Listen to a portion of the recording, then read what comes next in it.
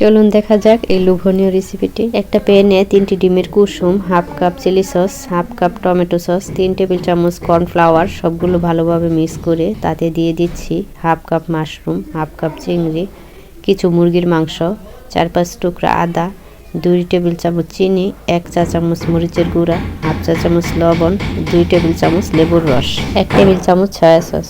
এবার সবগুলো উপকরণ ভালোভাবে মিক্স করে নিয়েছি। এখন দিয়ে দিচ্ছি 5 কাপ পানি। আবার ভালোভাবে নেড়েচেড়ে মিক্স করে নিতে হবে। 2টা লেমন গ্রাস টুকরো টুকরো করে কেটে দিয়ে দিতে হবে। এবার একটি চুলায় বসিয়ে অল্প আঁচে রান্না করতে হবে। 10 থেকে 15 মিনিটের মতো রান্না করলেই হবে। এখন দিয়ে দিতে হবে 4-5টি কাঁচামরিচ, স্বাদের জন্য গোলমরিচের গুঁড়া। আরও 2 মিনিট রান্না করতে হবে। তৈরি হয়ে গেল দারুণ স্বাদের থাই স্যুপ, যা রেস্টুরেন্টের মতোই লোভনীয় সুস্বাদু। পরিবেশনের জন্য একটি পেয়ালাতে তুলে নিচ্ছি এবং উপরে দিয়ে দিচ্ছি কিছুটা ধনেপাতা, চিংড়ি। আমার রেসিপিটি ভালো লাগলে আপনারাও বাসায় ট্রাই করতে পারেন। আরও ভালো ভালো রেসিপি